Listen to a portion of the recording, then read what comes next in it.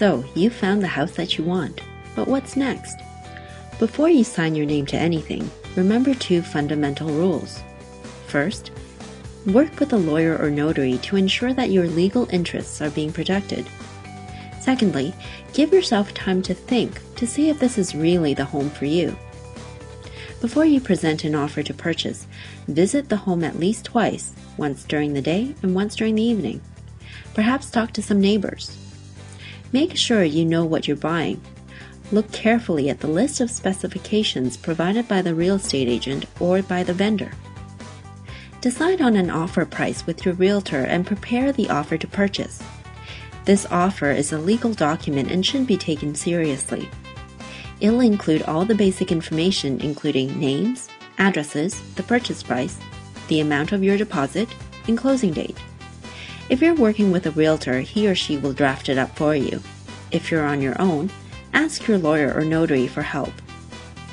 Make sure that everything you want is included in the offer to purchase.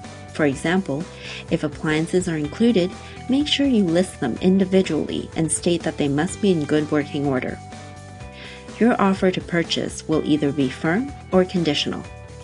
A firm offer means that you will buy the property as outlined in the offer to purchase and that there are no conditions attached. Once the vendor accepts your offer, you are both bound to the agreement. A conditional offer means that you will buy the property only if certain conditions are met. These conditions have to be significant and have to be listed. Substantial conditions include securing a mortgage, selling your current property, or a satisfactory home inspection. If these conditions are not met, the offer becomes null and void.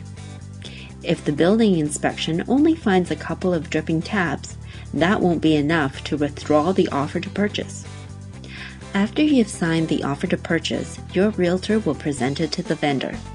The vendors must give a response before the offer expiry date and time, usually 48 hours after the offer is presented.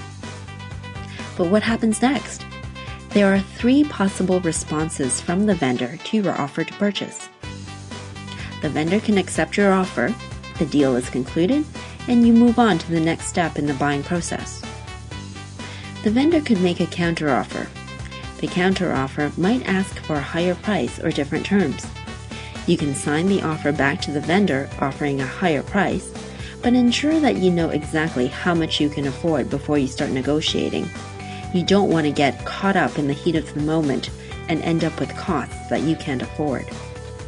If the vendor accepts this counteroffer, the deal is concluded.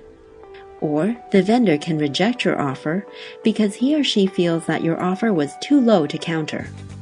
If this is the case, you can consult with your realtor or mortgage broker and determine a higher offer that you can still afford and present another offer to the vendor.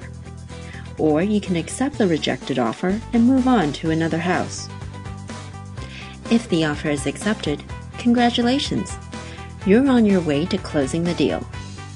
Now, you'll need to pay a deposit of around $5,000 to $10,000, which will be applied to the down payment. This deposit will be held in trust by your realtor or notary. If you're buying the property with someone who's not your legal spouse, have your lawyer prepare a partnership agreement at this time. The agreement should specify which property is being purchased, how much each partner is contributing to the purchase, and a fair way to dissolve the partnership. The agreement will protect both your partner's legal and financial interests as well as your own. Generally, when you're purchasing with your spouse, you will be listed as joint tenants. If you're purchasing with a friend, you're listed as tenants in common. With a joint tenancy, if one person passes away, the property automatically goes to the other person. With a tenant in common relationship, the deceased person's portion goes to their estate. Once your offer to purchase has been accepted, talk to your mortgage broker. Your mortgage broker will complete your mortgage pre-approval or create a new mortgage application. You will want to schedule your home inspection prior to the subject or condition removal date. If you're satisfied with the report, you can move forward to the next step. However, If the home inspector finds problems with the house, such as a leaky roof, foundation cracks, or electrical issues, you and your realtor can use this report to come up with a list of repairs and amend your offer to purchase so that the cost of fixing these problems are paid for by the vendor. You will have until the subject or condition removal date to satisfy the conditions you have written into the offer to purchase, including getting a home inspection and securing your mortgage.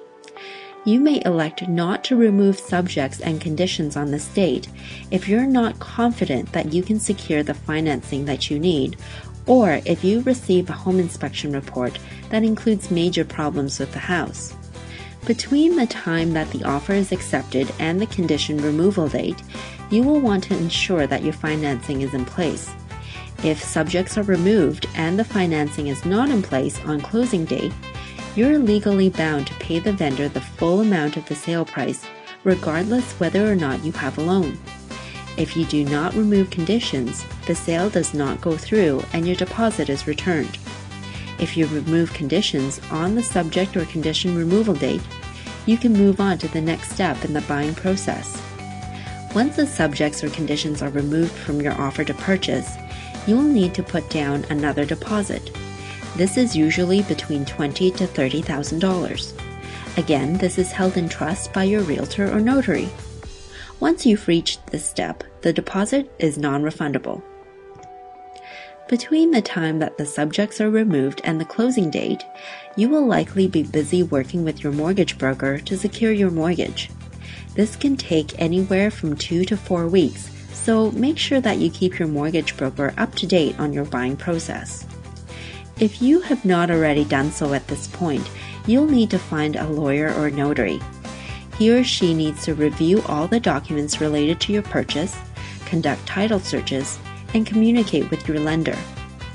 The job of the lawyer or notary is to review all the documents to ensure that the transaction is legitimate and to prevent you and the lender from falling victim to real estate fraud.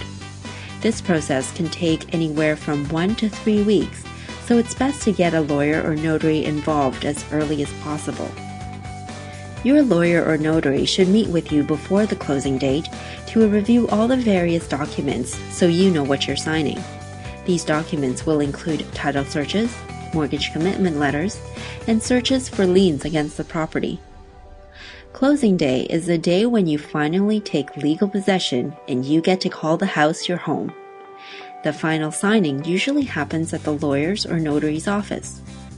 On closing day, your lender will give the mortgage loan funds to your lawyer or notary, and you must give the down payment minus the deposit, plus all other remaining costs to your lawyer or notary. On the same day, your lawyer or notary will pay the vendor, register the home in your name, and give you the deed and the keys to your new home. Congratulations! You're now a homeowner.